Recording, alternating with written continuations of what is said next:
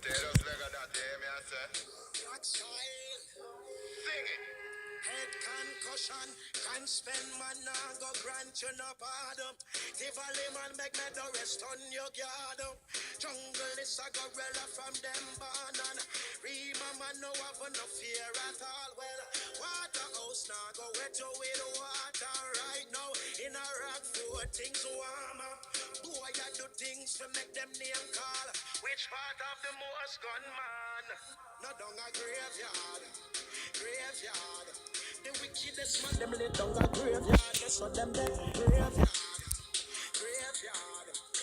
Go look how what bodies no be a dog. Or else a graveyard. Graveyard. Put down your gun and go and go pray, dog. You know what graveyard. Graveyard. You show your body, you show your brave, dog. No. Yo, welcome people. Welcome to the Grateful Yardie podcast. Off the top of the show, that was Tyrus Riley with Graveyard off the Moscow Rhythm, produced by your boy them known as Russian. The mix and all that great stuff is up on YouTube. So just type in Tyrus Riley Graveyard. They have a wicked video. Go from there, so check it out and enjoy it. Also, you can always hit me up on my Facebook page. That's facebook.com/GratefulYardie podcast. You can listen to my show on YouTube, which is youtube.com/GratefulYardie podcast. On SoundCloud at the Grateful Yardie podcast. And if you want to get in touch with me about some serious things, you want your tune played on the podcast, you want to promote something, you want to promote a show, anything, hit me up. The email address is gratefulYardiePodcast@gmail.com. gratefulYardiePodcast@gmail.com. All right. So a lot of things to get in talks and in touch with. We have to also give a shout out to the people them down the yard, the gunman them, apropos why I played Graveyard. Because here's the thing. All the gunman them in Jamaica that are popping off shots in funerals, etc., causing Montego Bay to be under army guard and them things. Not only they're not seeing that it is hurting the global effect of the country known as Jamaica, the land we love, and it doesn't seem like the love is there. So where do you think gunmen end up? It's Graveyard. So if it's not a next gunman that kill you, it's gonna be the police or the army that kill you. And what does that do? That mash up the family, that mash up household, and it mash up the country. Cause you right now, I live in Canada. Canada cold. You want to go a yard, get some sun. And the thing is, the boy them will get out of hand. So please do. Just stop with the foolishness, people down a yard. Especially gunmen them. Stop with the foolishness. That's what's hurting the country economically. Because when somebody that never been to Jamaica sees that on the news, that a tourist spot. The same way how people not going to Las Vegas as much as they were before the shooting, the massacre, and the terrorist attack that happened last year. It's the same thing they see on the news with Little Jamaica, land we love, sunny beach, all them thing there. And you look on it and you see there's army guard and they're searching up bags. And then you watch the news and hear that the other gunmen are shooting after gunmen at funerals. Come on, people. Smarten up, all right? Also, a lot of things went down over the last week. So we saw Raw celebrate, because I'm a wrestling fan, as you know. Raw celebrate 25 years. Personally speaking, it was the worst show I've ever watched in my whole life. I did not spend the 3 hours to watch the show. However, I felt bad for the people that spent $800+ to go to the Manhattan Center and only get 2 matches and to see the Bullet Club, the WWE version of the Bullet Club, and DX come together and do their little Too Sweet thing. From what I saw online and what I read about, people were saying how they were watching the Barclays Center feed on the big screen at the Manhattan Center. See, that's the problem. WWE was smart. They took people's money. That's the average of a great promoter. If I can get you in the building twice and take your money and pay my talent and get a profit, I'm good. They don't really care about you. Because if they did, they would have had the show, maybe a nostalgic show, at the Manhattan Center, and then that was it. But they bamboozled and hoodwinked people and got their money and they're happy with it, and that's it. Also, going forward, that week we saw that on Saturday we had Takeover Philadelphia, which was an amazing show from top to bottom. Um, I'm not gonna go match by match, hint by hint, but for me, the guys that were over with the crowd, Velveteen Dream. My goodness, I remember watching this guy, Patrick Clark, I believe his name is, and he was on Tough Enough, a Tough Enough season. Like the two people that won Tough Enough are not even there, and Velveteen Dream and Mandy Rose are that were on Tough Enough are killing it. But Velveteen Dream, the entrance, the tights, the attention to detail. This guy is astute with the knowledge that he has for professional wrestling. And the whole thing where the crowd got behind him saying he was going to knock out Cassius Ono in 30 seconds, and he actually does it, and the crowd goes wild. You have to watch it if you haven't seen it. That show to me gets a 2 thumbs up, way up, up, up, up to the sky. All right, then you flip over to Sunday. We saw AJ retain his belt at the Royal Rumble in the handicap match. The male Royal Rumble, I picked the winner. If you go back and listen to my past podcast, I predicted the future and I was right. I got in my DeLorean and I hit my flux capacitor, 80s reference, Back to the Future. Look it up. And I was right and I predicted the future. And trust me, I'm happy that Nakamura won, and I'm happy that he announced that he wants to face AJ Styles at the next, at WrestleMania. The thing I want, personally speaking, is the fact, let's go old school. You know, like before, there was only 4 pay-per-views. I'm dating myself, and I've been watching wrestling since 1987, 88. It's 2018, do the math. Where you actually saw the build between the guy that won the Rumble and the champion. And it built over TV for those. We're talking April, the Royal Rumble's in January, and there's time to build. I don't want to see AJ defend the title. He can, but put him against jobbers. Don't have him defend the title where he could potentially lose the belt. You want to keep that match looking strong going forward, people. Because it's a money match, and people are going to spend their hard-earned cash to go down to New Orleans and see this match. Because if you didn't see it, I think it was at Wrestle Kingdom 10 that they actually had the match in Japan. But it's a fresh eyes are going to be on this match. So I hope they do the right thing and don't make AJ drop the belt. The Women's Royal Rumble, I was right there. But the thing I hated, and I'm not trying to rain on the parade, everybody's excited to see Ronda Rousey in the WWE. To me, it stole Asuka's thunder. Asuka should have had the 2 champions come in. She looks at both of them and walks away. We don't know who she's choosing to face. Then, if you wanted the music to hit and she just stands up on the ramp and points at the WrestleMania sign and then goes back, that would have been fine. But her coming down, trying to shake Asuka's hand and then goes and shakes Stephanie's hand, it stole away the thunder of Asuka winning the first ever Women's Royal Rumble. That's where it pisses me off. You could even have her debut tonight. Just have her come out. Stephanie's cutting a promo, how great the Royals were, and Asuka winning, and da-da-da-da-da.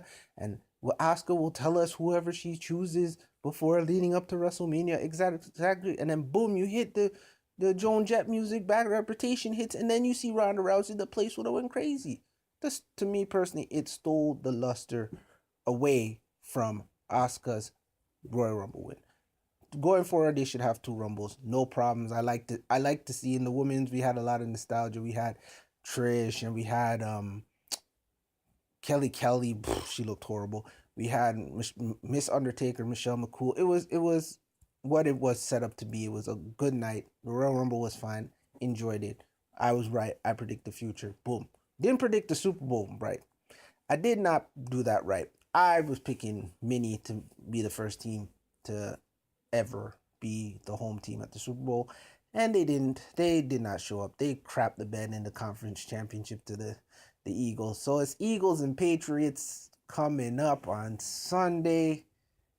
Boy, I don't want to see the Patriots win again. You know, like I was a Bulls fan in the 90s, and the 2 years or the 18 months that Jordan was gone, because people forget that Jordan was back when Houston won their second championship. Orlando beat Jordan and the Bulls to go to that finals and get swept by the Rockets.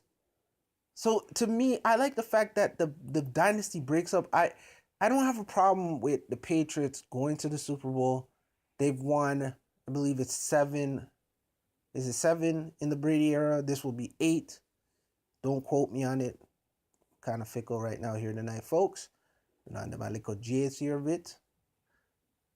The thing is, we're gonna focus on Belichick and Brady's relationship throughout this whole week leading up to this game. We're not gonna be focusing on what the Eagles scheme is and if Nick Foles can carry the Eagles to the Super Bowl championship. We're not gonna focus on that. It's gonna be what is the legacy for Belichick and Brady. Personally speaking, I'm tired of it.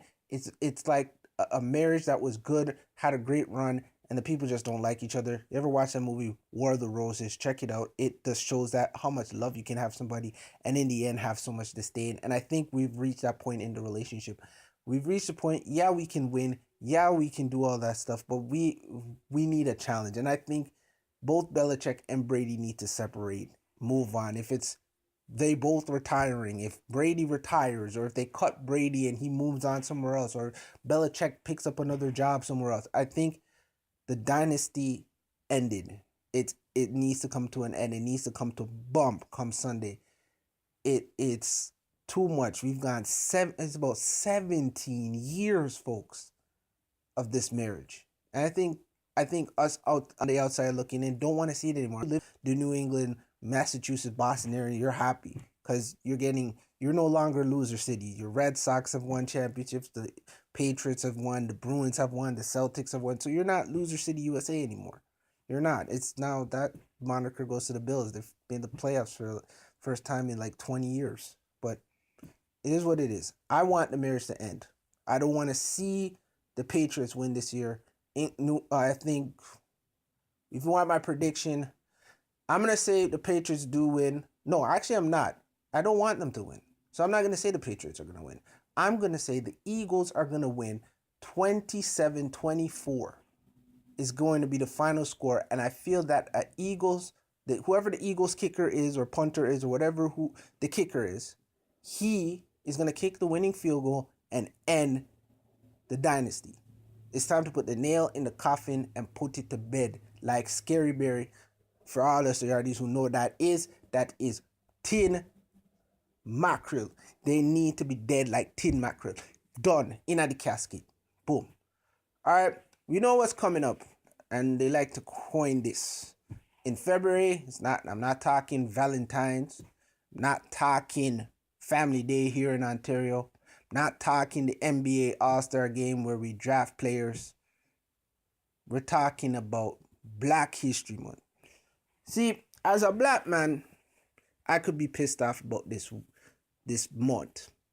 Let me just preface this, and I might be insensitive to some people, and I say, "Oh my God, how he could say such thing." I'm gonna try to eloquently say this and not try to offend many people by saying this. Remember, this podcast is always my opinions and how I feel about things, and this is how I really feel about Black history. First and foremost,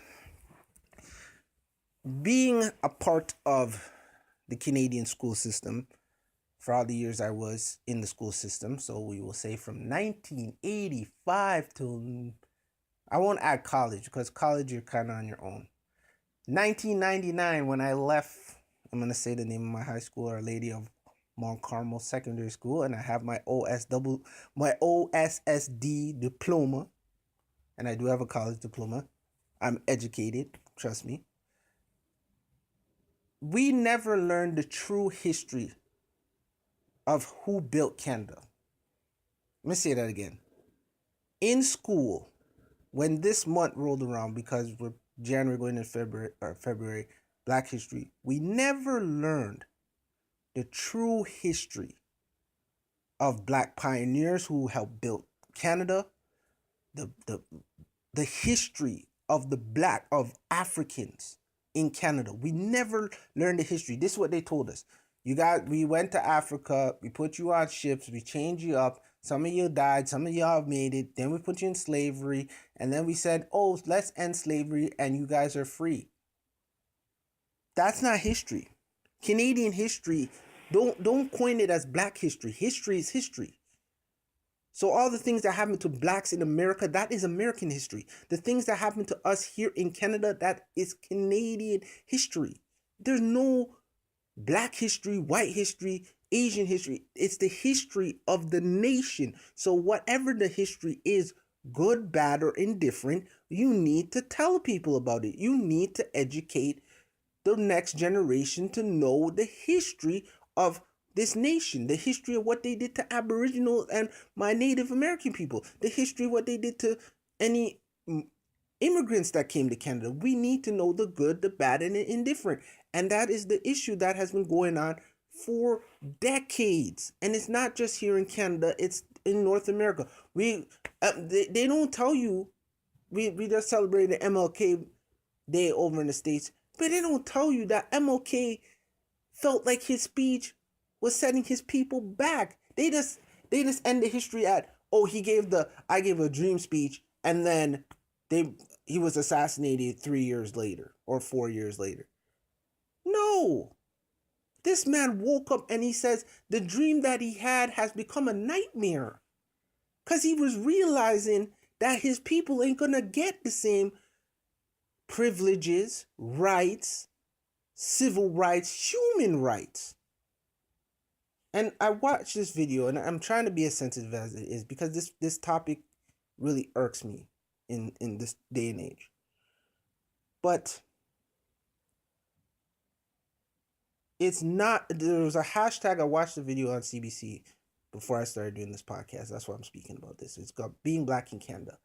And in a school in Windsor, they teach about the history of blacks. So we're talking pre-slavery, okay? And in the school, they had a hashtag that says, not only black history. I agree with that statement full-heartedly, because what they did to MLK, what they've doing to us now, what has happened to me personally.